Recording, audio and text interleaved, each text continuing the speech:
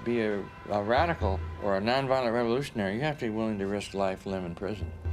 You have to be willing to risk the consequences, because then you're free.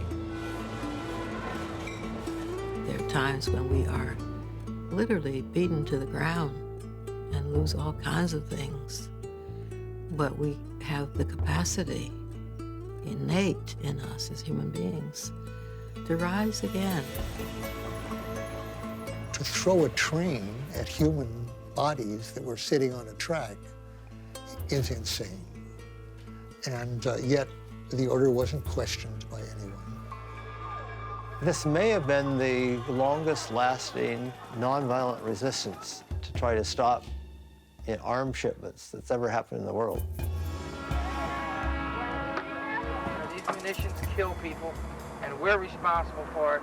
We're responsible for stopping it. So we can speak our hearts with our bodies on our legs between these rails.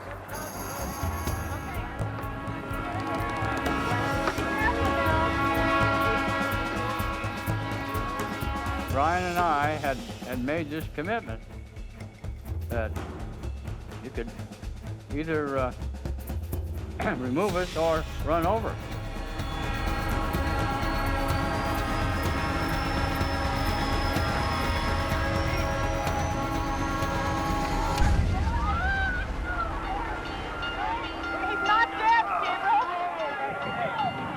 Willson is in John Muir Hospital in Walnut Creek. He lost both of his legs last week when he tried to block a munitions train at the Concord Naval Weapons Station. Today he said he'll be back. When I got struck by the train, it was bringing home to me personally and viscerally what happens to people all over the world when they stand up to a power. This was no aberration, what happened to me. It's what happens constantly, and it just happened to me personally. That's why when I traveled after that, and I would go to different countries and meet with people who were in struggles, they would so dearly embrace me because they knew I was a Yankee that paid the price that they pay all the time for standing up to power.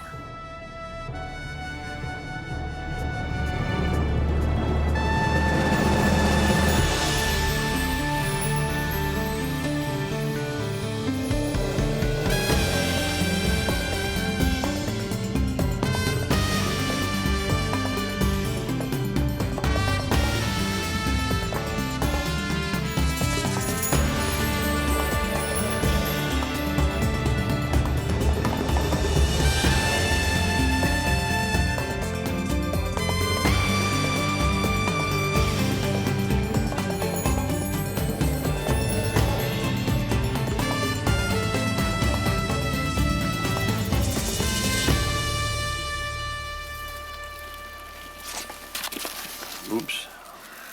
I didn't quite get it the way I wanted it, but it's okay. I started out as a very conservative Republican, like every person in my farming community in upstate New York in the 50s. My father was a member of the John Birch Society.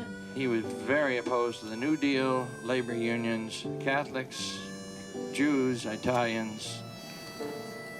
It was actually not that unusual in my town for those attitudes to prevail.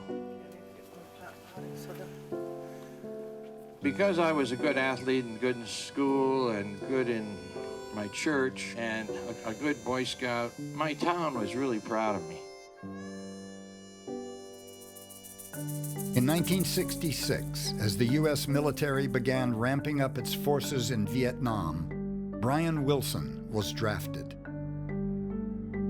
I enlisted in the Air Force for a 4-year program rather than go into the Army as an inductee. And then I got my orders to become an Air Force Ranger officer commanding a unit of 40 men. And so soon I found myself in Vietnam. My duty was to go and assess the success or failure of bombing missions. And in 1 week, we visited 5 targets in Vinh Long province.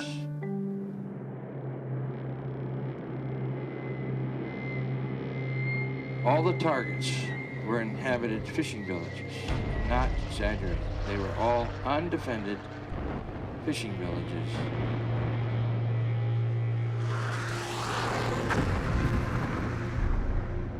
These villages were bombed at 250 to 300 feet. 500-pound bombs, and then finish off with napalm. So everybody in these villages was either dead or just about dead, and they were all black. They had been burned from the napalm. I walked as far as I could walk before the bodies were so thick I couldn't walk any further, and I looked down at my feet, and I saw a young Vietnamese woman holding 3 children in her arms. Her eyes were open.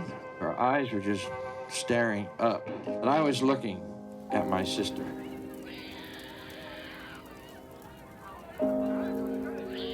When I looked in that woman's eyes, I knew it was all a lie. The war was a lie, and I suspected everything I had ever been taught was a lie. My life completely, radically changed. And I do not know why I am here.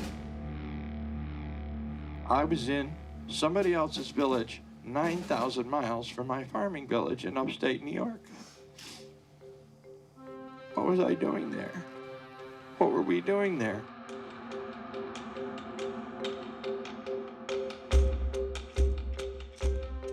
I went to 4 more villages that week and saw the same scene. And then I realized I don't need to do this anymore. These are not VC. These are mothers. These are small children and a few elderly. They were killing villagers in villages and calling them VC.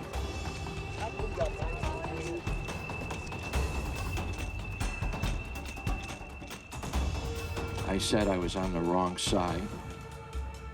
I said, how could this be a good boy? I'm on the wrong side.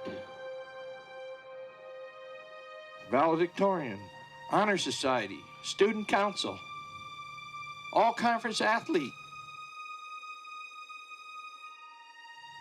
I did everything right, and it was all wrong. Why must this nation hazard its ease and its interest and its power for the sake of a people so far away? We fight because we must fight if we're to live in a world where every country can shape its own destiny.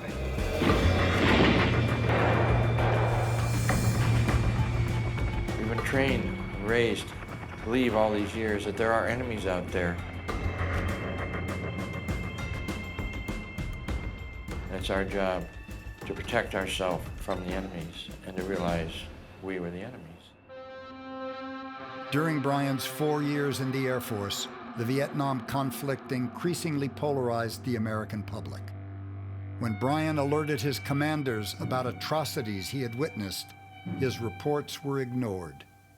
He emerged from the military and Vietnam with a profound sense of alienation. Don't you understand what I'm trying to say? Can't you feel the fears I'm feeling today? If the button is pushed, there's no running away. There'll be no one to save with the world in a grave. Take a look around you, boy. It's bound to scare you, boy. And you tell me over and over and over again, my friend, you don't believe we're on the eve of destruction. Came back from Vietnam and told my extended family, I don't want your God or your country. I don't want your religion or your state. I'm starting over again. I got out of the military after 4 years. I got an honorable discharge as a captain because they did not go through with the court-martial. They did not want to put me on a stand and have me tell what I witnessed in Vietnam as war crimes.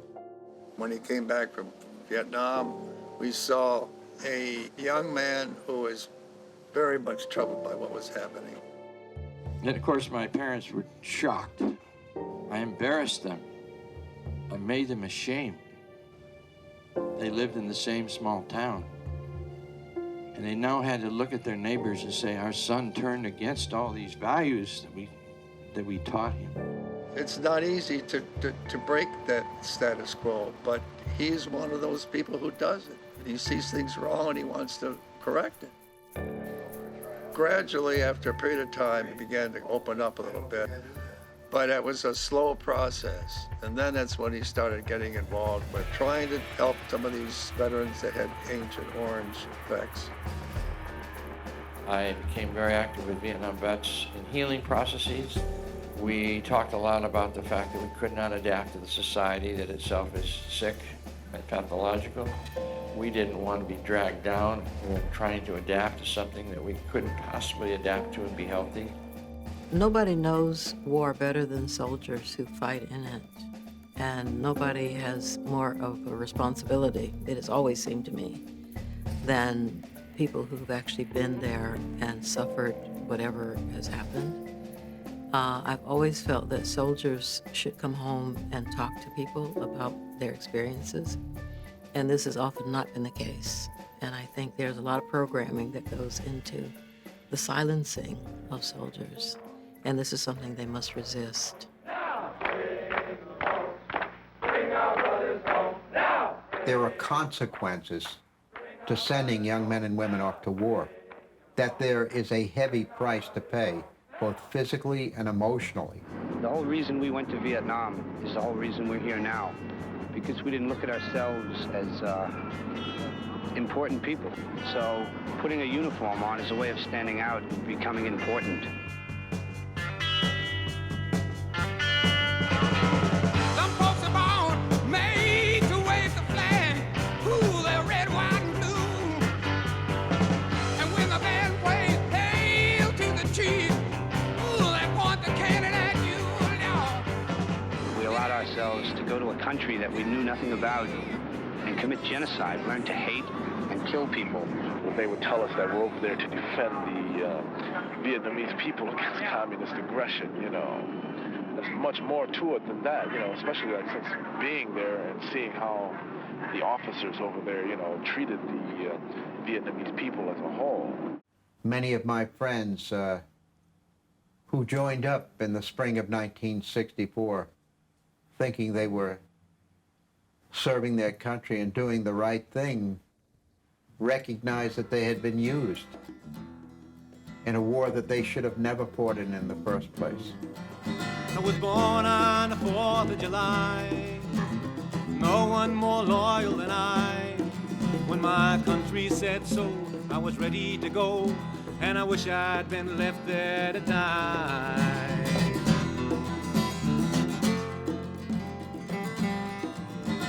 Born on the 4th of July, like Brian, Ron Kovic received the Bronze Star for Valor and a Purple Heart after being wounded leading an attack in Vietnam.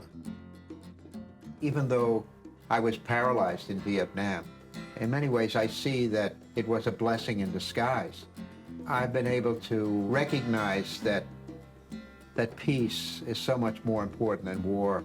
Love and understanding and compassion, respecting the lives of each and every human being. How many more bombs are we going to have to drop?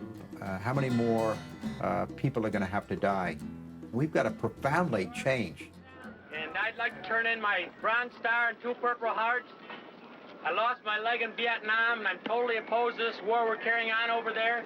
I'm sick of what they've got going, and until they stop killing your brothers, they're the traitors. Stop them. Robert Jones, New York, I symbolically return all Vietnam medals and other service medals given me by the power structure that has genocidal policies against non-white peoples of the world.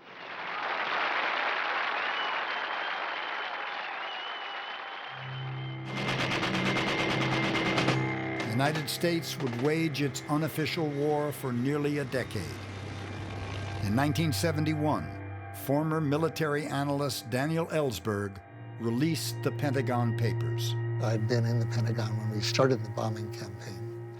I knew we were in the course of dropping many times the tonnage of World War II on Vietnam.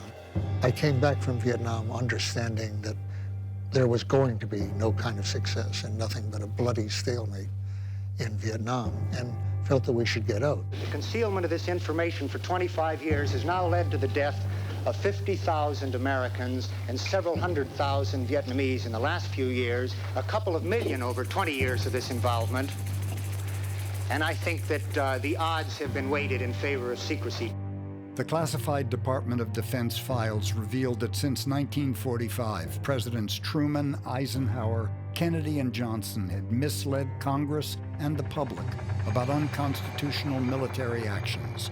Those beginning in the 1960s included secret raids on Cambodia, Laos, and North Vietnam.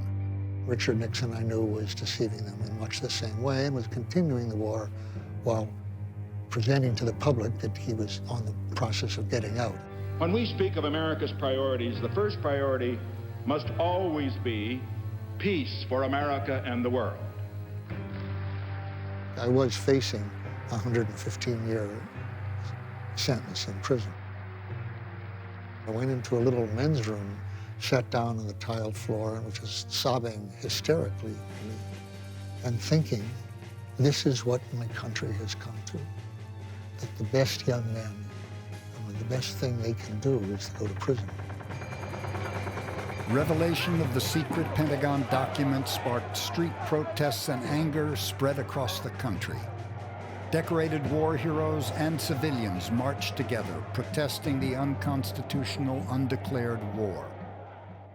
Among them was Army Chaplain Charles Litkey of the 199th Light Infantry Brigade.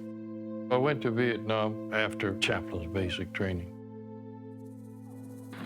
On one occasion, the platoon that I was with from the 199th Light Infantry Brigade got into some really heavy stuff with a battalion-sized unit come down from North Vietnam, and they were North Vietnam regulars preparing for the Tet Offensive. People were getting killed, and people were getting wounded. So I just went in and looking for people that needed help. And as I found dead soldiers, wounded soldiers, whatever, I tried to get them out of there. I was due to go home on a 30-day leave. Just before leaving, I heard that I had been put in for this Medal of Honor.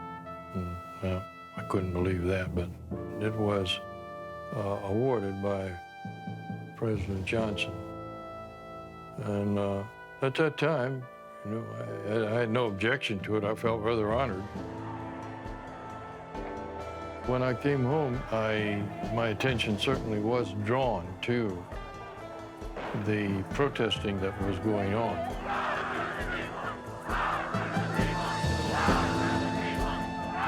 I just decided, well, we've got to do something a little more significant. And I began to protest. The United States has been at war under every president since 1941. However, since the end of World War II, U.S. presidents have authorized illegal and unconstitutional wars of aggression. According to the U.S. Constitution, only Congress can declare war. But presidents have consistently found ways to wage war without congressional approval. Between 1950 and 2000, the U.S. government has overthrown 60 democratically elected governments, dropped bombs on over 30 nations, and attempted assassinations of over 60 foreign leaders.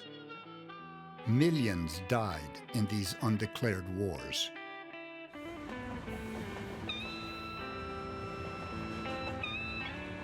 I was just a kid, probably 7 years old, and I was looking at pictures in a book about the First World War. I said to myself, what a crazy way to try to solve anything. And as the years have gone by, I became even more convinced that that 7-year-old was right. Fear of communism remained at fever pitch in the early 1980s. The communists were coming around. President Reagan turned his focus to the resource-rich countries of Central and South America. Central America's problems do directly affect the security and the well-being of our own people. And Central America is much closer to the United States than many of the world trouble spots that concern us. We knew what Reagan had in mind. We've been threatened by any country that wants to change the economic system because for 100 years, 200 years, we've taken $3 out of Latin America for every dollar we've invested.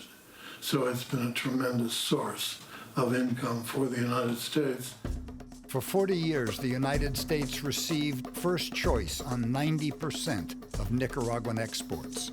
In return, the U.S. government supported the dictatorship of the Somoza dynasty. The family used land confiscation and political repression to rule over the Nicaraguan people. In 1979, the Somozas were driven out after a long war waged by the popular Sandinista party led by Daniel Ortega. 1982. In an attempt to thwart President Reagan's plans to overthrow the Nicaraguan government, Congress passed the Boland Amendment, which prohibited U.S. military aid to the Contras. 1984. Daniel Ortega was elected democratically. His government implemented new social services, providing free education, health care, and land reforms. Reagan then used Ortega's socialist policies and economic aid received from the Soviet Union to start a covert war. Using the National Security Council, the administration sent secret aid to the mercenary soldiers known as the Contras. Despite the passage of the Boland Amendment, the arming and support of the Contras became the most ambitious paramilitary and political action mounted by the CIA since Vietnam. Ortega's new Sandinista government turned to the American peace activists for help. We began at the request of Daniel Ortega's wife to bring people down. She said, look, I don't care who you bring down Republicans, Democrats, but we want people to know that your country is devastating our country. I knew that other U.S. Americans were going to Nicaragua and observing in the war zones. And we literally sent thousands of people to see the war in Nicaragua. They would come home and speak in their churches, write op-eds, and so on. Reagan was forced to admit that the U.S. was actively working to overthrow Ortega's democratically elected government. To gain political support, the president presented the Contras as a people's democratic movement. As a condition of our aid, I will insist on civilian control over all military forces, that no human rights abuses are tolerated, that any financial corruption be rooted out, that American aid go only to those committed to democratic principles. When I went to Nicaragua in 1986, I was a Johnny-come-lately. Within the first week, the Contras, these U.S.-funded terrorists, had attacked 3 farming cooperatives east of Esteli and killed 11 campesinos. I saw 5 of those campesinos coming in on horse-drawn wagons to the Esteli cemetery, in these open caskets and horse-drawn wagons.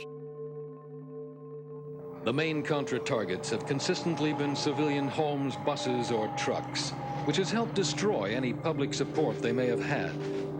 8 civilians were killed in this truck when ambushed by Contra machine gunners. The Sandinista government says that in the past 6 years, over 10,000 civilians have been wounded, kidnapped, or killed by the Contras. The Contras, also known as the Nicaraguan Democratic Force, maintained a front headed by a civilian, Adolfo Calero, who had earlier worked as a CIA informant. The type of war we fight does not lend itself to take prisoners. What I discovered, really for the first time, I viscerally understood the pattern of U.S. policy, which was to destroy people power movements, and that I was with the people and not with the power. It is a fact that the policies of the United States of America are illegal in both international and domestic law.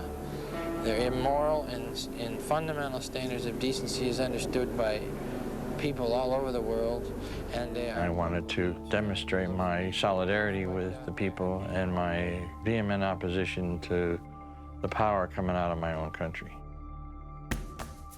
Why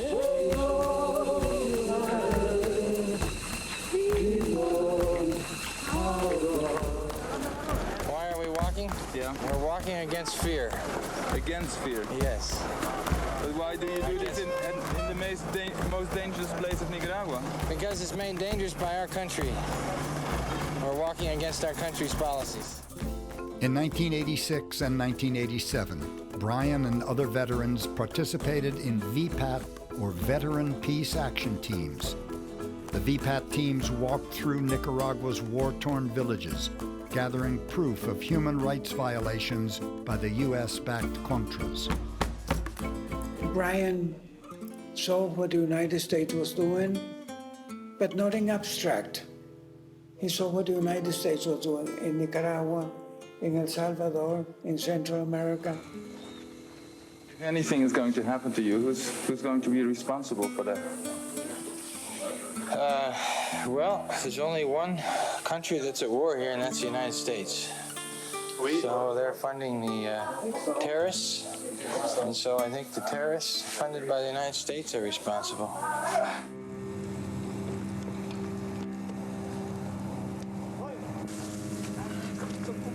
One of the drivers of the truck was here describing the grenade, and the truck rolled off the road, and I think it caught fire. He said, showed us the shrapnel wounds, and then people were saying they don't know how many are really injured, and that we can't go on right now. I was keeping tabs of counterattacks, casualties, amputations, deaths, maiming, and cumulatively, that was all building up in my sense of rage.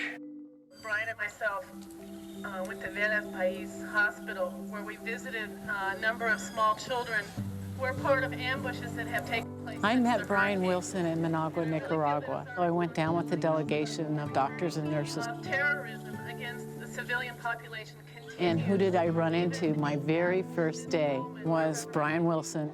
There was some kind of electricity between us. It really was love at first sight. And a lot of it was about a passion for justice. And we started this idea of having a Veterans Peace Action Team to go down there, to walk on the roads that were mined, where people were losing their legs.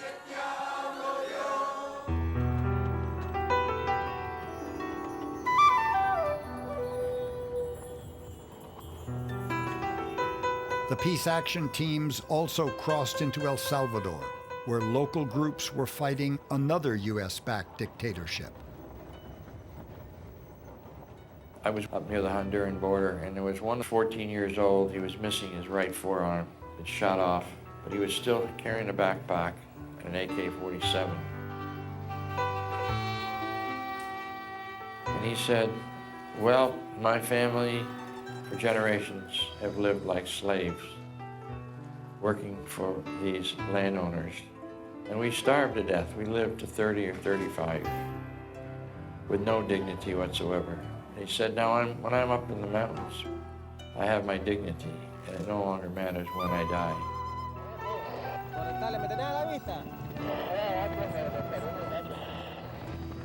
That's when I realized that dignity is really more powerful than anything else. And dignity requires you to be honest with yourself. And a lot of us Vietnam vets have said the way we stay clear of depression and suicide is we have to tell the truth. We have to be honest. We live in a society of pretend and pretense. And that's how I was raised. I didn't know it was all a lie. And when you learn it's a lie, you have to go on a long journey of trying to figure out what the truth is, and you can no longer pretend that it's all okay. In the course of my seeking the truth about what we were doing in Central America, I met Brian Willson. We were talking about the situation, about what we could do to protest U.S. foreign policy, and particularly in Central America. I went down to El Salvador, Nicaragua. The Salvadoran army was massacring its own people. I mean, I came away from that disgusted that my country was doing this to poor people. Same as we'd done in Vietnam. So Charlie Litke and myself, we got talking about what are we going to do? What are we going to do in response to this barbarism? We started saying, you know, we know there's this Contra aid boat coming up in June. Well, I met Brian because there were a number of Vietnam veterans who were alarmed about what was happening in Central America. And Charlie Litke, Brian Willson, Duncan Murphy, and George Mizo decided to bring attention to the issues of U.S. foreign policy in Central America, particularly against Nicaragua. And we decided that we would, depending on the Contra aid boat, we would go on an open-ended water-only fast. On Sunday evening, President Reagan urged the American people to support his aid package to the Nicaraguan rebels, the Contras. He asked for $100 million, $70 million of which is military aid. He called the Sandinista government a cancer, and Nicaragua a Soviet beachhead in North America, and a command post for international terror. You know the truth about them. You know who they're fighting and why. They are the moral equal of our founding fathers and the brave men and women of the French resistance. We cannot turn away from them. Struggle here is not right versus left. It is right versus wrong. Final vote was 221 to 209 in favor of $100 million for the Contra. I was depressed.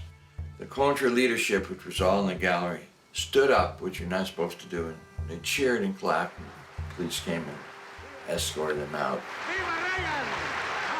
I go down to a rally in Washington, D.C., and this fella comes up to me and says, "Aren't you Duncan Murphy?" He says, "You used to deliver baked goods to my house." And it was Brian. We both were totally opposed to the war. He talked to me about Charlie Litke, who was planning to do a fast to the death in opposition to the U.S.-backed Contra war. Before I did the fast, I decided that a significant act could be the renunciation of this very prestigious medal called the Medal of Honor, and in protest of U.S. foreign policy in Central America. It's the most powerful statement that I felt that I could make outside of actually some way giving up your life. Well, then, following upon that came the fast with Brian and Duncan and George Mizo. A fast needs to have strategic objectives. Brian was really determined that the objective of this fast was to change U.S. foreign policy toward Nicaragua. My inner voice said, you've got to make it clear. Maybe that'll speak to people's hearts. I went in Washington, as many did, to support the veterans gathered on the steps of the Capitol. And I remember the inspiration that I and others there felt from Charlie and Brian, Duncan Murphy, George Mizo. They were doing something that was very important. They were talking about Nicaragua and what we were doing there, but it was bigger than Nicaragua. It was El Salvador, it was Central America, it was Latin America, and of course it was other countries. Our foreign policy at work, and what it meant to those on the receiving end, and how this was all being carried out with our tax money done in our name. We want this government to answer for all its hypocrisy over these years. We want a president at last that we can respect. We want a Congress that is not wimps who say they're strong against communism, but who's so weak in the principles of justice and liberty. As the fast got on to 35 and 40 days, and that's approaching the time when people began dying from fasts like this, and although they were being monitored, they were getting weaker and weaker, and we were quite alarmed. Are they worried you might die? Sure they are. Are you? Well, I'm certainly not looking forward to it. That's a distinct possibility. like Vietnam. It's a new experience every single day. The question can come up relative to fasting. Well, is it against human life to take your own life? Well, I say, I can take my own life if I want to. Why not? It's my life. My life is a gift to me, but I have no problems whatsoever, even if you want to call it suicide, of taking my life. I'd rather do it in a way that would be seen as giving your life up. What's your story, Charlie Litke? Give him your best shot here. What are you doing here? Well, we're all about saving lives in Nicaragua. We're willing to put our lives on the line for that, just as we did in Vietnam. When we went to Vietnam, we thought we were doing the right and just thing, and subsequent to that, we found out it was a lie. This is from a physician to me. I've asked them to drink water continuously while under the hot lights of your studio. Dehydration causes weakness, dizziness, fainting spells, muscle cramps, stomach pains, mouth dryness, and in some people, severe hunger pains. These veterans are in the danger zone, according to this physician. They are losing about a pound per day. I'd like to know if any of you could be very specific about exactly what would have to happen for you to discontinue your fast. To stop the killing in Nicaragua, stop the Contra aid. The continuing resolution has not been signed by the President. That's very general. We can all say we want I want peace Would you in the call world. Senator Lugar and Representative O'Neill today and ask them to take out the $100 million from the continuing resolution? Well, this is Charlie Litke's wife. I just don't see you standing there while your husband died. Well, in the beginning, it just sounded like a thing I couldn't face. But in time, I've come to believe in the message these gentlemen are offering us as something loving, offering us a challenge. They offered me a challenge to get involved more deeply and to make a difference, to work out a way of contrador, a way of love. And I hope I can take the challenge with them. You really are speaking for millions of Americans all over this country, and you ought to know that. We know it, you know it, and you've taken the time to come here, and you probably wonder in your own minds whether this makes a difference. Well, it really does. So I want to... Well, the fast that we four veterans did, that was not regarded as being patriotic or at all by certain members of the Congress. 4 of us veterans did fast on the steps of the Capitol in 1986 in protest to Reagan's policy, which led to the FBI identifying us as domestic terrorist suspects. The FBI apparently had identified 500 solidarity actions around the United States that were acting in concert with our fast. And it was called a conspiracy to change U.S. policy through organizing violent actions. Now, they never identified what the violent actions were. We were just fasting on the front steps of the Capitol. The move to classify the veterans' fast as terrorism triggered a reaction from an unlikely source: the FBI agent assigned to investigate them, 22-year Bureau veteran Jack Ryan. I was in charge of investigating for the FBI foreign counterintelligence. And I get a lead that says investigate 4 fasters. They're fasting on the steps of the Capitol. Jack Ryan reviewed the veterans' Fast for Life case files and also those of other U.S. nationwide solidarity groups. The investigation wanted to find out who was this group, Veterans Fast for Life, and they were calling them terrorists. It was under the sabotage statutes. I mean, this was heavy. Ryan concluded that the fasters were nonviolent and refused to investigate further. His superiors put him under review.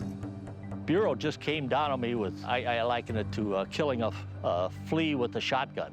And I was fired 10 months shy of getting a pension, but yeah, they came down big on me. To those of you who voted for Contra aid, I want to say that I have yet to receive an explanation that speaks from a place other than fear, bordering on a paranoia reminiscent of the McCarthy era. The idea that we were terrorists is ridiculous. And a terrorist has no regard for human life whatsoever. And a fast like that, I don't see how they can possibly be construed as hurting someone else.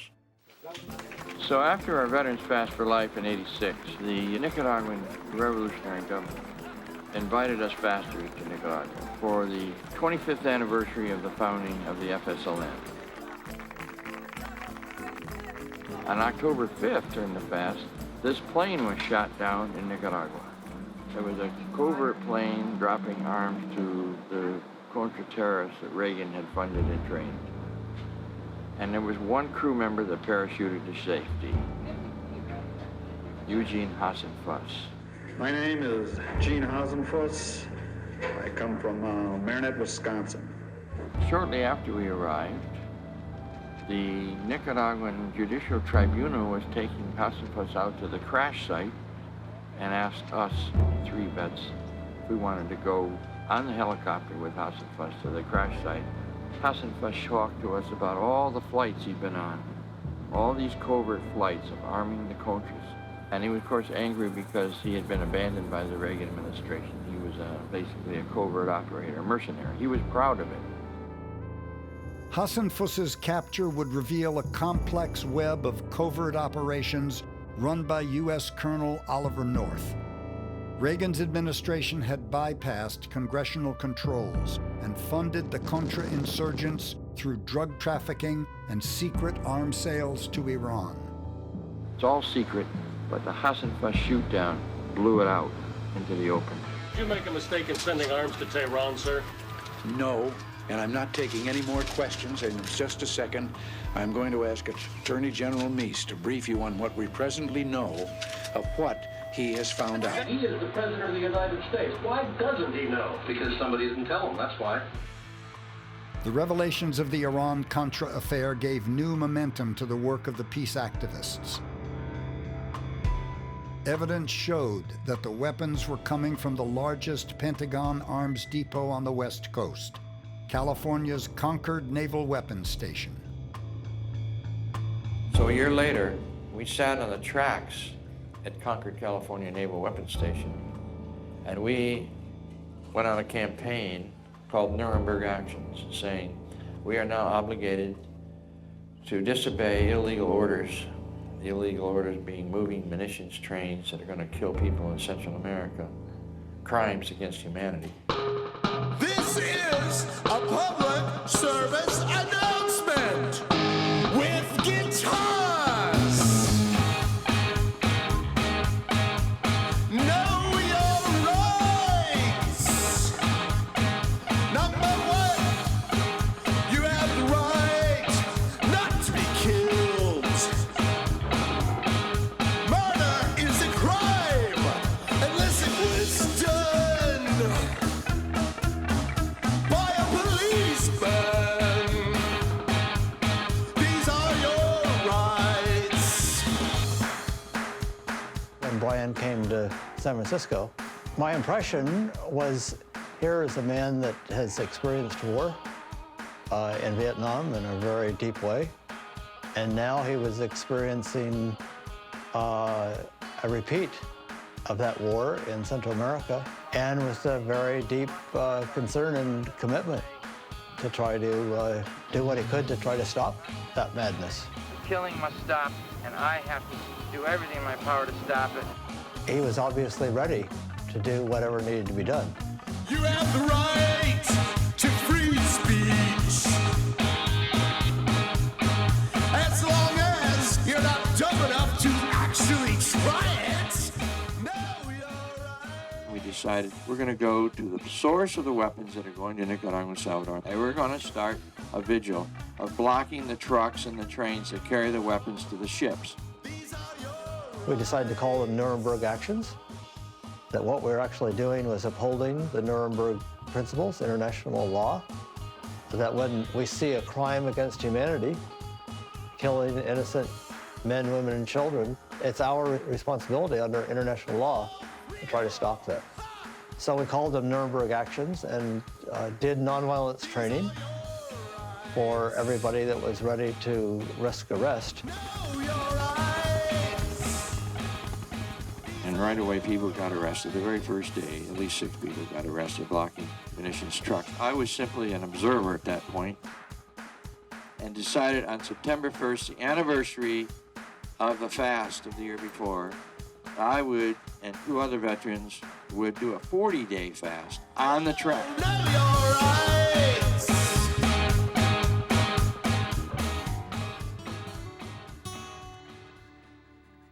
Holly, will you join with Brian in partnership to commit yourself to the high aspirations of freedom and peace and justice in this world?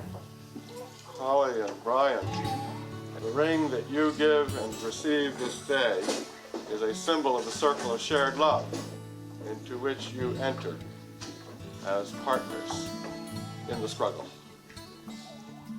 Our vows were about standing up to injustice wherever we saw it, no matter what the consequences would be. That we agreed to support each other to wage peace with our lives. And that was our wedding vow. Gabriel, we bring you into the circle. You have a few thoughts to share.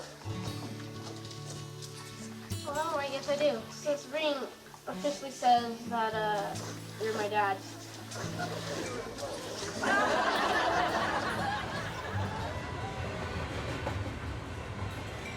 We'd only been married 10 days. Brian and I had a very short honeymoon because we had so much planning to do. He was very, very firm that he wanted to do a blockade and a 40-day fast. He started eating wheatgrass juice, taking mega vitamins, and building up his health to be strong for a long fast in jail, because that's what he expected.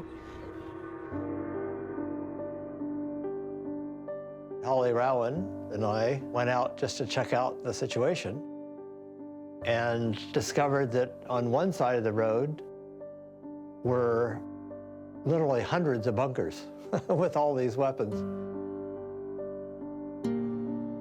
There was a train track from these bunkers that came out and crossed the public highway and then went out to the piers where these bombs were loaded onto the ships.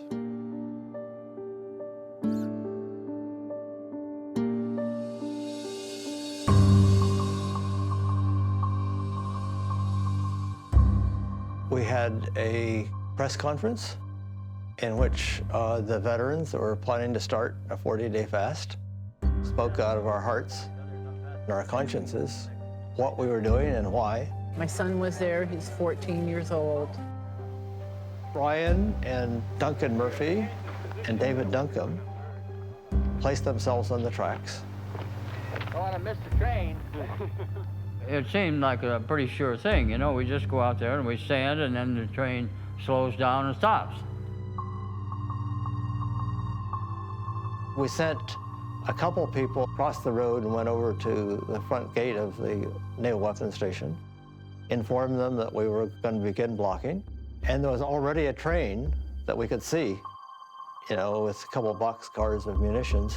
They had 2 spotters on the front to be sure that the engineer knew if there was a dog or something on the track so he could stop the train.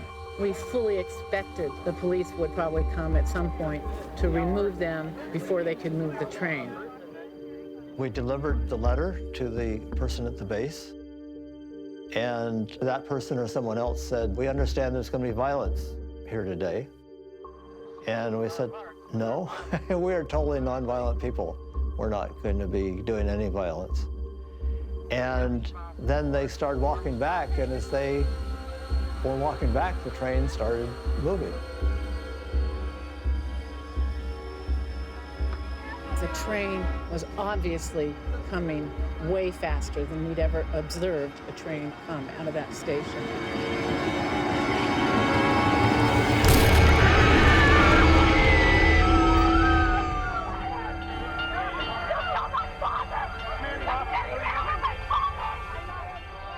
Just as I turned around, the train ran over Brian, and I saw his leg, his foot with his boot fly out. Brian's body rolled back and forth under that train. While I watched that and listening to my son screaming, "They've killed my dad, they've killed my dad." And I had medical training. I even had IV equipment in my car. because I was on call as a midwife. And I asked for someone to go get the IV. We called 911. We had to wait at least 17 minutes after the first ambulance arrived because they refused to take him to the hospital. And they said, no, he's not our jurisdiction. And then we had to call another ambulance. I'm holding your leg, honey. When the train came to where I was, my arm was out over the track. And it actually hit my arm, knocked me down. And so I was down on the ground as the train passed by. And the first thing I could do was to look over under the train tracks, under the locomotive. And here was Brian getting smashed back and forth and looked like a ground hamburger. It was the most horrible experience of my life.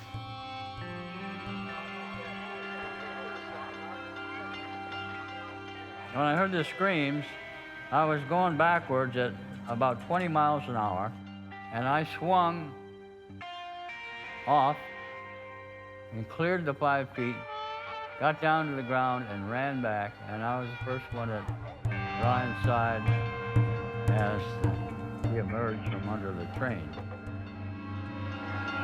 Once you go off the street, you understand? It became obvious that they were going faster and faster instead of slowing down.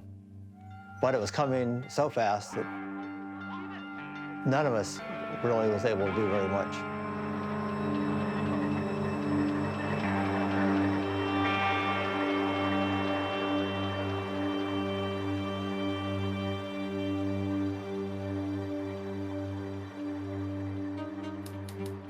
September 1st, 1987. Today, my beloved Brian was brutally run down by a train at the Concord Naval Weapons Station. I can hardly write to record these events.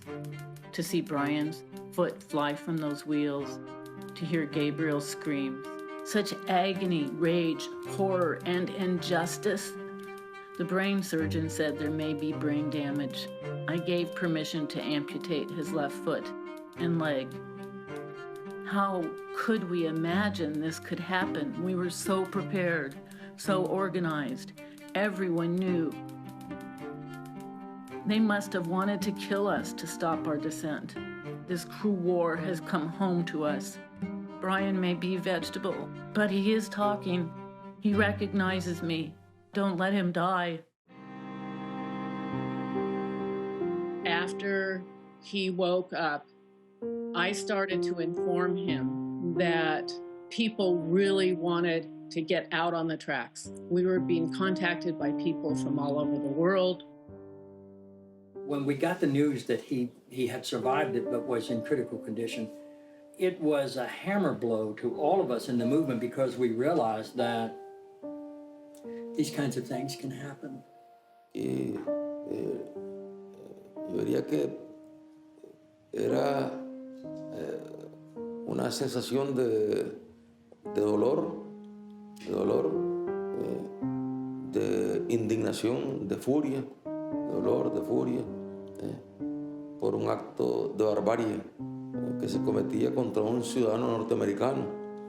Brian's accident really opened up a lot of people to what was going on there and why he was there and how much he had sacrificed in order to save others.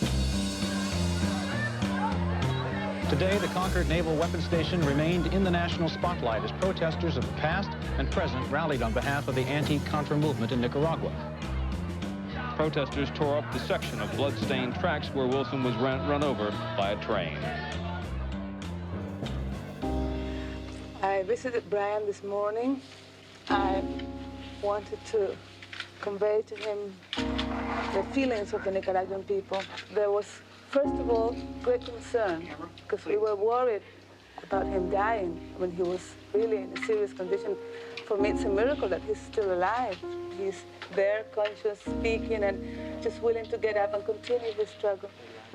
Brian immediately wanted to get up and go right back to the tracks as soon as he was able. And the forgiveness in his heart, immediately his compassion for the spotters on the train and the conductors of the train. He got it right away before other people even expressed anything like that, that no doubt they were given an order, just like they were given orders in Vietnam to bomb villages. We will not be moved, that we resist. We keep coming back. They hit us down, we come back until the killing stops. I'd like to ask the people doing the PA to turn on Brian's statement now. Thank you. Well, I'm glad that everybody's here because only we can bring peace. Only we can stop this madness. And we each have to decide what price we're going to pay together in affirming life for all people. By the time we had this big gathering, Rosario Murillo, the wife of Daniel Ortega, called and said she wanted to come. Joan Baez. It's hard to describe the feeling of standing up on that stage and feeling an outpouring of love, concern, outrage, and commitment from all of these people to work for peace. Brian Willson, fitted with artificial legs, left a California hospital this morning and went straight to a protest demonstration at the Concord Naval Weapons Station. Wilson's legs were severed there earlier this month when he tried to block a munitions train. I'm freer than I've ever been. I was hit by a train and I survived. And so I feel like I have a gift of my life, which will be given back to the rest of the world for peace and justice. I didn't expect 10,000 people to show up. It really did galvanize a movement in our country. And I do think that after that, things moved much more quickly to end, especially sending covert aid to the Contras in Nicaragua.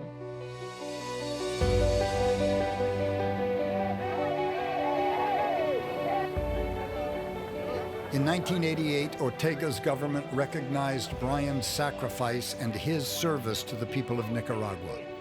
He received the nation's highest honor, the Augusto Cesar Sandino Award. Hoy tenemos entre nosotros a Brian Willson, un norteamericano que representa los sentimientos de ese pueblo, que son sentimientos de paz, que son sentimientos de justicia, que son sentimientos de amor verdadero a la democracia.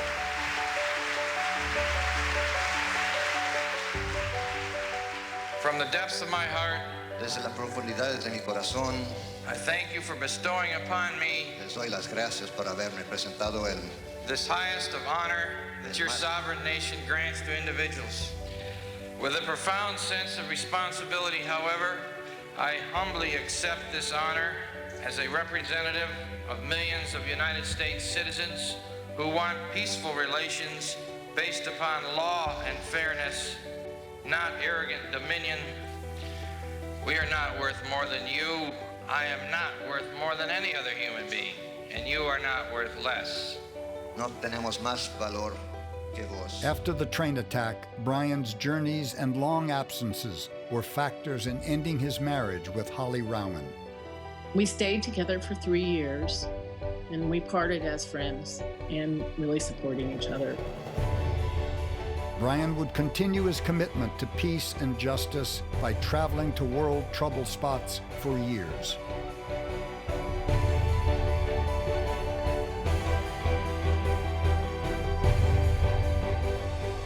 In a 2011 interview, Brian recalls the aftermath of the train attack. It's clear now that the protesters had given the Navy ample warning about their plan to block the munitions trains. Brian Willson, you sued. Who did you sue, and what did you learn in the depositions and the information that came out? I sued the train crew, 3-member train crew, and all their superiors, 3 levels above them in the chain of command, and I sued the Navy. The train crew sued me first, actually, and they sued me for causing them mental duress. I sued them and the government under the Federal Tort Claims Act, which is suing the government for negligent acts of its employees. And in the depositions, we learned again how the train crew, the 3 members, had been ordered that day not to stop the train when they came on duty at 6 in the morning. The Navy report had concluded that they could see us for 650 feet and never braked, even after they finally admitted they did see us. They never even attempted to brake. In fact, they opened the throttle to accelerate. Part of the deposition, they requested me to turn over both of my passports and went through every trip I had made, and not just Latin America, but the Middle East, asking me who was hosting me, who paid for my trip, who drove me from the airport, where did I stay. I think they, at one point, tried to establish that I was an agent of a foreign government, which would have been, if I hadn't registered, I would be violating the Foreign Agents Registration Act. Which government were you supposedly? Nicaragua. I lost 50 Nicaraguan friends that I had met and acquaintances to the Contras. And when your family's murdered, some kind of a response. And so ultimately you sat down on those tracks I sat on the in a tracks, lotus and you position. can't move those trains without, those weapons without moving my body. That's right. The train attack drew attention to the U.S. military's involvement in illegal wars, highlighting its role in training secret armies for other countries. Most of the covert training took place in Fort Benning, Georgia, at the notorious School of the Americas. Please welcome our #1 good troublemaker, Father Roy Bourgeois. Por favor, denle la bienvenida al Padre Roy. As we gather today at the main gate of Fort Benning, Mientras nos reunimos en estos portones del Fuerte Benning, this is a very sacred moment. este es un momento muy sagrado. We cannot go about the business of killing without being changed. We cannot come back from Vietnam, Afghanistan, Iraq, and other wars and go on with our lives as before. No. You know, all these suicides, the PTSD that we're reading so much about now, the message is clear. We are not made for war. This is where SOA Watch started, right here. And I realized something that was staggering to me, but it was something that all of you probably completely understand without having to go to war, and that was that we're all one. We're all connected, and how could I be possibly participating in killing other people I did not know just because I was ordered to do it? So I learned how to be disobedient. When 525 Salvadoran soldiers arrived at Fort Benning, Georgia to start training there in combat, a small group of us went there to say not in our name. And what we found through the Freedom of Information Act was a school of assassins, as we learned it was well known in Latin America, a school for dictators, a school of torture. Washington Post, front page, along with the New York Times, had a very big article about the torture manuals that were used at the School of the Americas. Techniques of torture. This is serious stuff. We talk about crimes against humanity here. And it was time to put out the word.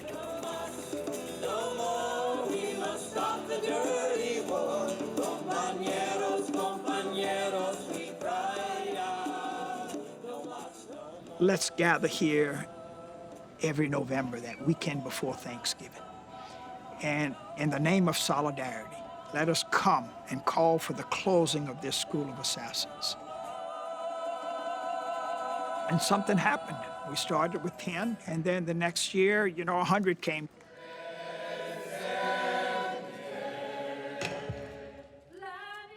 And then the next year, 500, and then 1,000, then 3,000, 5,000, 10,000. All of a sudden, we had 20,000 people gathering here. And when they sent us to prison, it just energized the movement. It just brought more people the next year. And when they sent us to prison, what we learned was that they could not silence us. The truth cannot be silenced. and we organized from prison. We went to Latin America simply to request that they stop sending their troops here. And I'm happy to report that 5 countries made decisions to pull out. Those countries being Argentina, Uruguay, Venezuela, Bolivia. We went to Ecuador, where we met with President Rafael Correa. And at that meeting, he announced that Ecuador was pulling out of the School of the Americas. He said something very important, President Correa. He said this school should not exist. We cannot live without cooperation. It's the most important characteristic of human survival. When we become so arrogant, we justify doing anything we want as if there's no consequences. It's insanity. We've come to a level of divorcing ourselves from the reality of war. The West has taught the East how to solve problems, and it's basically through violence. You can't make war sacred. Peaceful efforts to disarm the Iraqi regime have failed because we are not dealing with peaceful men. Intelligence gathered by this and other governments leaves no doubt that the Iraqi regime continues to possess and conceal some of the most lethal weapons ever devised. I went downstairs, I was leaving the Pentagon, and an officer from the Joint Staff called me into his office and said, I want you to know, he said, sir, we're going to attack Iraq. He pulled up a piece of paper off his desk. He said, I just got this memo from the Secretary of Defense's office that says we're going to attack and destroy the governments in 7 countries in 5 years. We're going to start with Iraq, and then we're going to move to Syria, Lebanon, Libya, Somalia, Sudan, and Iran. I said, 7 countries in 5 years. I said, is that a classified memo? He said, yes, sir. I said, well, don't show it to me.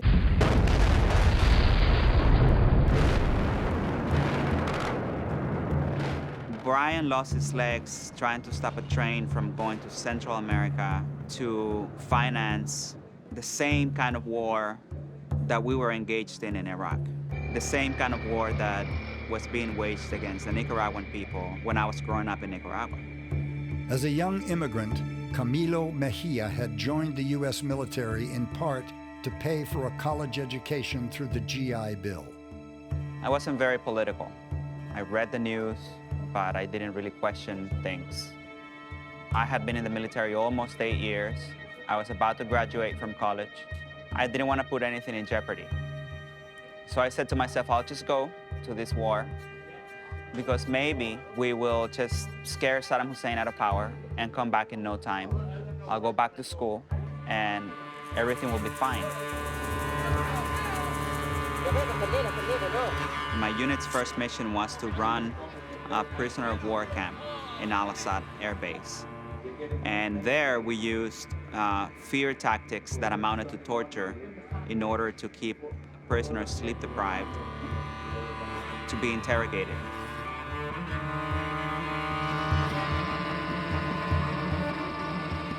In the city of Ramadi, it became evident that our military commanders were not interested in helping the Iraqi people.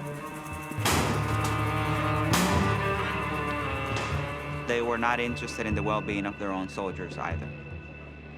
We started engaging the resistance in combat, which was basically a hit-and-run operation for them.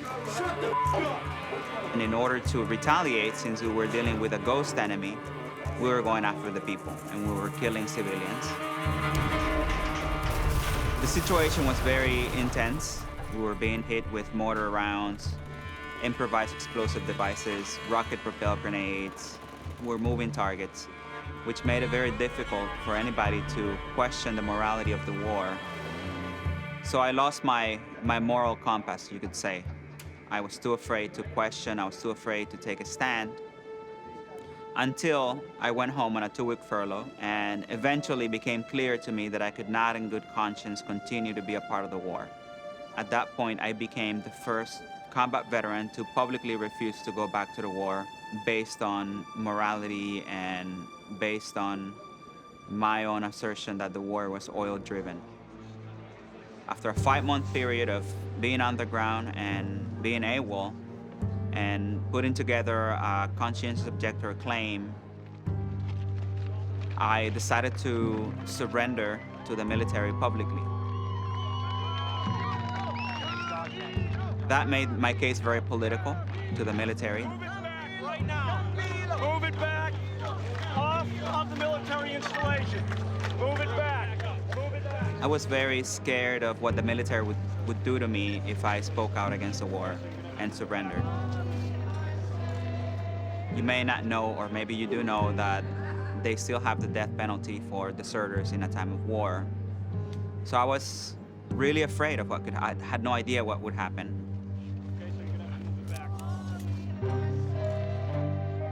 I would have testified that Sergeant Mejia's absence from his unit was authorized under international law, under the treaties which we have signed, and under the precedents which we ourselves established after World War II. It takes more if you want to be a democratic society than a blind obedience to authority. And when you see that an order is illegal and you're being ordered to commit a crime, don't do it. I was quickly found guilty of desertion and given a bad conduct discharge, demotion from staff sergeant to private, forfeiture of my pay, and 12 months of incarceration in a military jail. There I became a prisoner of conscience. After 9 months, I was released early because of good conduct, and then I became an anti-war activist. At IVAW, we stand for the immediate withdrawal of all U.S. troops from Iraq. When I got out of jail, one of the first places that I visited was California, where Brian was living at the time. From that moment on, my association with Brian began to open my eyes in ways that I had never imagined possible. I began to meet so many people that helped me understand so many different pieces of the web of what has been and still is U.S. intervention throughout Latin America and the world. There are over 1 million American military personnel stationed in 175 countries.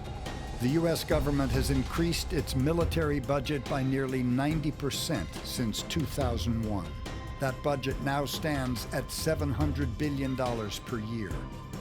Add in health costs plus interest for more than 1.5 million veterans, and the U.S. is paying $1 trillion per year for war and preparation for war. Our government spends 10 times more per citizen on average for military costs than most other industrialized nations. This increased military spending has not made the U.S. more secure at home or abroad. Well, you know, let's face it, the weapons corporations in America always love a new enemy, and they always love new instability because they're able to sell more weapons that way. The Pentagon says that our role in America under corporate globalization will be security export, which means endless war to benefit the corporations so that we can extract oil, extract minerals from Africa, whatever. That our job in America is going to be making weapons and fighting wars. And so increasingly we see communities addicted to military spending, cutting the military budget just a tiny little bit. The corporations are saying, don't do that because we're going to lay off hundreds of thousands of people right before the next election. We'll punish you if you try to cut the military budget. So we're now held hostage. People do think, well, we have to have a military and the world's an unsafe place. We're not trying to deny that there's danger, but we're also trying to point out that the way we conduct ourselves in the world makes us a lot of enemies. And one thing that I think is important about militarism is that it values military power above all else. Respect the Constitution. Stop the drone attacks. The drone attacks are hideous. They're exploding people, children, families. I miss my wife. I'd like to live it. It's not bad. This new technology raises profound questions about who is targeted and why, about civilian casualties and the risk of creating new enemies, about the legality of such strikes under U.S. and international law. Do you think the founding fathers would have thought it's okay to be in search of enemies overseas and making new enemies with each drone strike? Drones has become the weapon of choice for our government, whether it's in the hands of the military or the CIA. We're building new drone bases all around the world, and we're setting a precedent for other countries to say, we can go wherever we want, violate other countries' sovereignty whenever we want, kill anybody we want, and all on the basis of secret information. Why shouldn't other countries do the same? We're going to have drone aircraft carriers that are going to release countless numbers of smaller drones that are going to not just kill people, but impose also targeted hurting. Barack Obama campaigned on peace, said, I'm going to end the war, said we have to end the mindset that takes us into war. But he was telling the newspapers quite openly, and the details were there for all to see, that he wanted to expand the military, expand the war in Afghanistan, start launching drone strikes into Pakistan on a huge scale. The administration says, well, when we're not risking American lives, no need to even have this debated in Congress, much less debated by the American public. So it's war made easy, and it's very dangerous. There's more that keep walking by, and one of them has a weapon. In April 2010, Army Private Manning sent to WikiLeaks the Iraq airstrike video, Collateral Murder, which shows a U.S. helicopter gunning down 11 unarmed journalists and civilians. Let me know when you have it. Or shoot. Light them all up. Come on, fire. For leaking the classified video and related documents, Manning was charged with espionage and abetting the enemy. The sentence was 35 years in military prison. Whoever leaked all those State Department documents to the WikiLeaks website is a traitor. If you want to have a democracy with even some democratic influence on foreign policy, you have to have whistleblowers and leakers, and that will always be at risk because the government will always try to deter anyone from following their example. Let Bradley go! During sentencing, Manning apologized to the court. I'm sorry for the unintended consequences of my actions. When I made these decisions, I believed I was going to help people, not hurt people. To make democracy function, really, to get the information we need whistleblowers who expose the truth at personal risk, and we need people who will risk their re-election by using their powers of office or their powers in a corporation to affect policy. I think if there had been a Bradley Manning at higher level, there would have been no Iraq War. The most important thing as we recover our humanity is to adopt nonviolence as a philosophy. Not just as a way of expressing our opposition in the public spheres, but in our personal way of life. You do unto others as you want them to do unto you. It's basically called justice. The future of people power and popular sovereignty is not in the government, it's in whatever the people do in the streets. That's why Occupy was such a terrifying movement to the system, and not just in the United States, all over the world. So as people begin en masse to stop cooperating with that system, physically being in the way, that has the potential of bringing the system down. The Occupy movement is addressing the issue the anti-war movement has rarely addressed, which is class.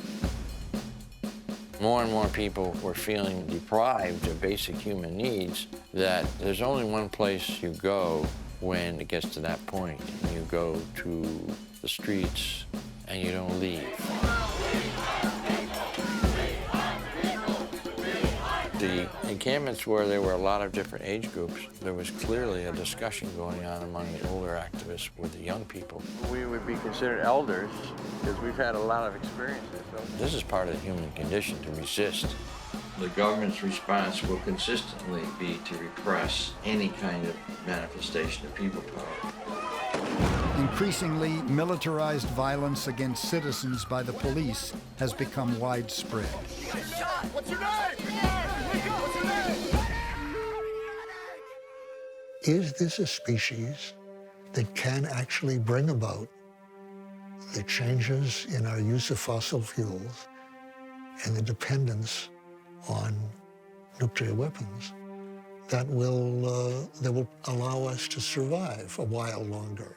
To this day, I have nightmares about mushroom clouds, and we're closer to nuclear war than we've been since, I think, the Cuban Missile Crisis. My name's Ann Wright. I'm a retired Army colonel and a former diplomat. I'm here at Creech Drone Base to challenge the assassin drones that are being operated from here in Afghanistan and Yemen and Pakistan. Colonel Ann Wright, a former U.S. State Department official, became known for her public resignation after 45 years of service in direct protest of the 2003 invasion of Iraq. When you look at the eavesdropping regulations that we have, that now it's fine, that the government can eavesdrop into our lives. The government can now stop us for any reason they want to, strip search us if they want to, without a court order.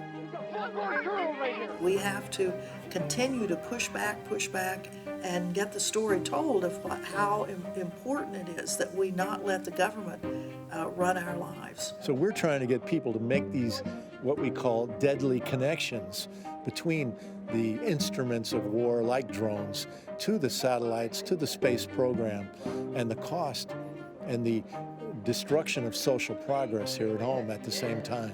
You have to think strategically. You have to think about all the things that cause war, all the things that feed off of war, the things that profit from war, and attack those causes. We have to come to an understanding that this is a very, very expensive road we're on to maintain this level of fear, anxiety, paranoia.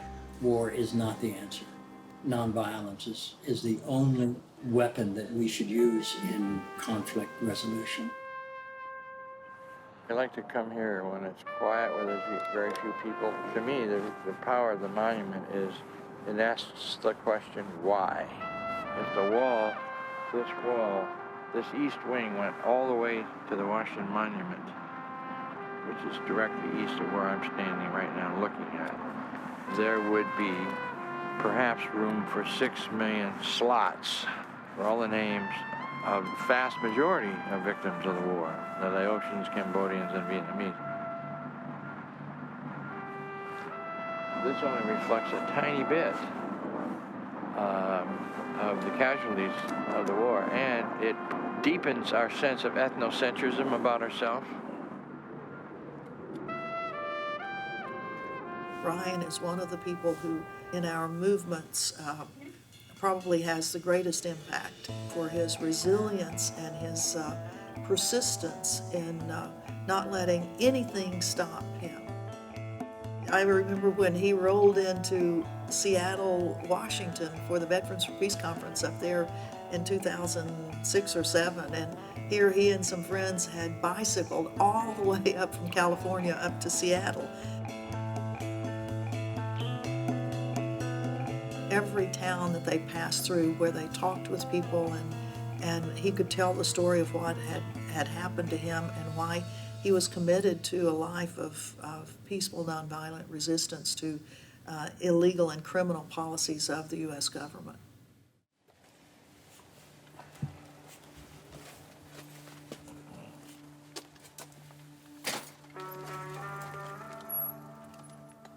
People in the United States are like living in a mental hospital. They're in massive denial about the reality of what it takes to maintain their population, which is 4.6% of the world's population, consuming a third of the world's resources. The only way that can happen is through massive exploitation and denying the fact that it's a product of exploitation. That's a hard nut to crack. Brian believes that personal lifestyle changes are almost more important than the protests that he gets involved with, the political action. Who wants to experience the consequences of misery and suffering? However, our humanity is at stake. So if we're interested in surviving as human beings, we must understand that we're all connected to each other. Raised beds here. Cot above in here.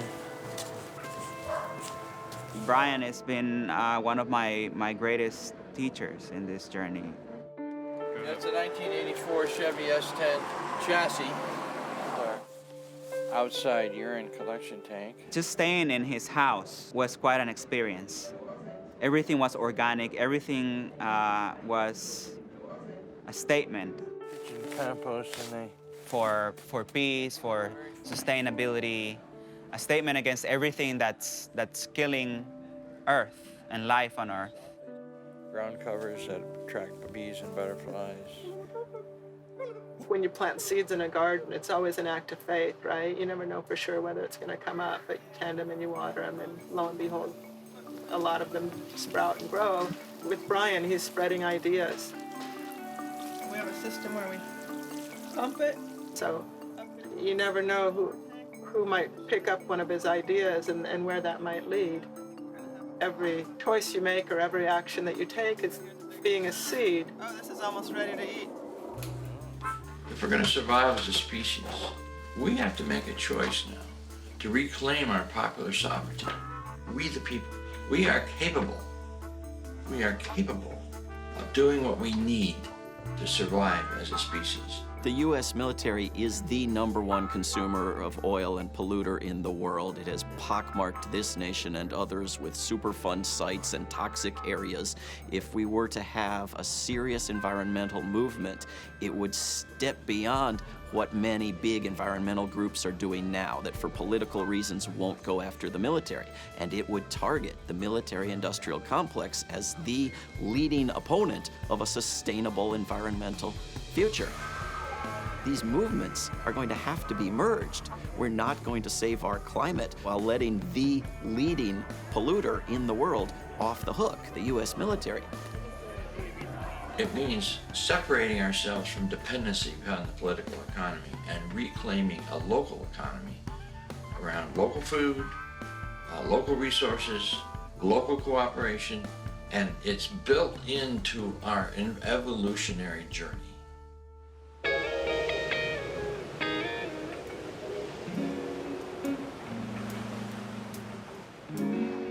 At dawn every Sunday since February 2004, a temporary military cemetery appears on Santa Monica Beach in California. It is an improvised protest to remind people of the cost and consequences of war as an instrument of American foreign policy. There's 3 panels right there. See those 3? Right over there. You can see 2 here. Those are images of all these wounded American and Iraqi, like children and so forth. People, that's the first thing they see, and I think something has touched them. Oh yeah, you definitely touched. You know. So because nobody is paying for the war, they think they're not paying for the war. They're not paying for it directly, and they're not paying with the threat of being devastated with a child being taken in the military. This is an effort to convey the images that would enable people to feel something about the cost of war. You kill people. You tell them the Red Cross will stand for 10, then their mind has to expand, and they have to see how really realize how big this real memorial is. So what's important is to express your truth. Wherever it goes, it goes. You can't predict what's going to happen. You don't know what's going to happen. I'm not in charge. I told them what I was going to do. Went to the track. It was my intention. Something else happened. Out of my control. But I was on my track. I did what I said, and it was fully intentioned and thought through. But the outcome, which I thought was just going to be a photograph of a train stopping, I got photographs of a train running over people. Even more powerful. People get ready. There's a train a-coming. You don't need no baggage, you just get on board. All you need is faith to hear the diesels humming.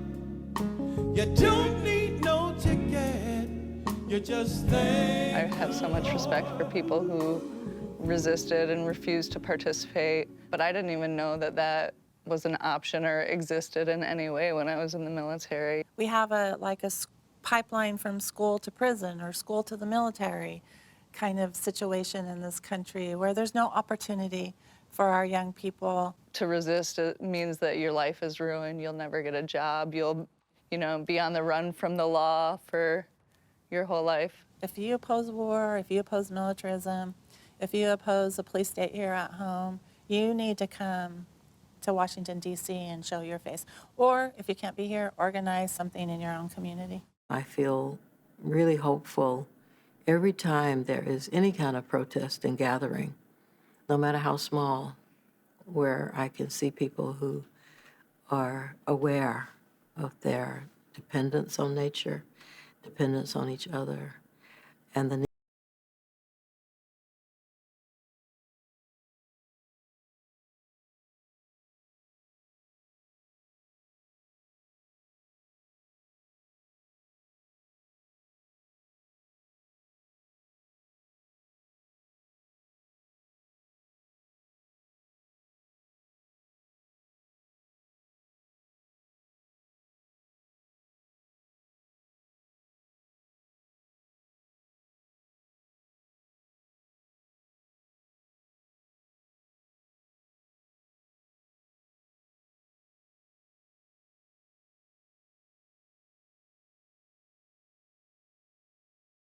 I think sometimes people belittle themselves and say, oh, I'm only one person, what can I do?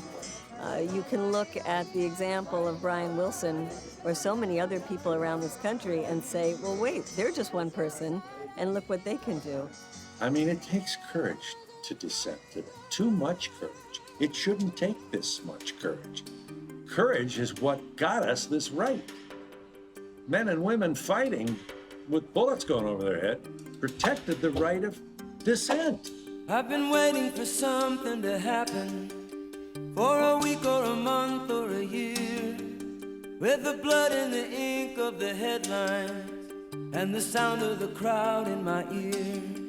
You might ask what it takes to remember when you know that you've seen it before, where a government lies to a people and a country is drifting to war. And there's a shadow on the faces of the men who send the guns to the wars that are fought in places where their business interest runs. Everybody has a greater role to play than the role they're playing right now. People who are afraid to write. Start out with a 2-paragraph letter to the editor, and you'll see the words will start flowing.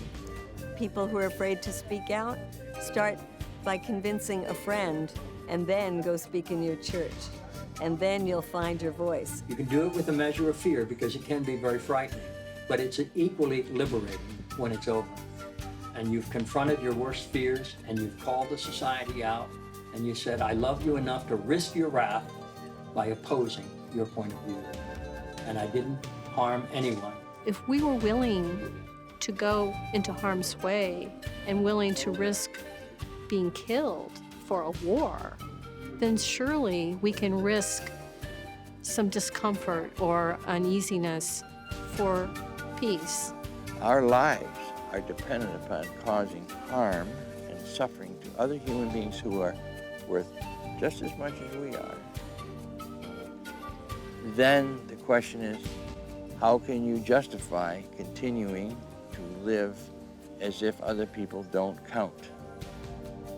There's a shadow on the faces of the men who fan the flames of the wars that are fought in places where we can't even say the names. They sell us the president the same way they sell us our clothes and our cars.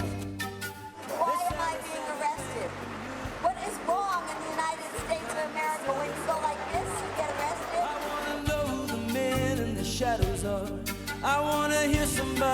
asking them why. They can be counted on to tell us who our enemies are, but they're never the ones to fight or to die. And there are lives in the balance,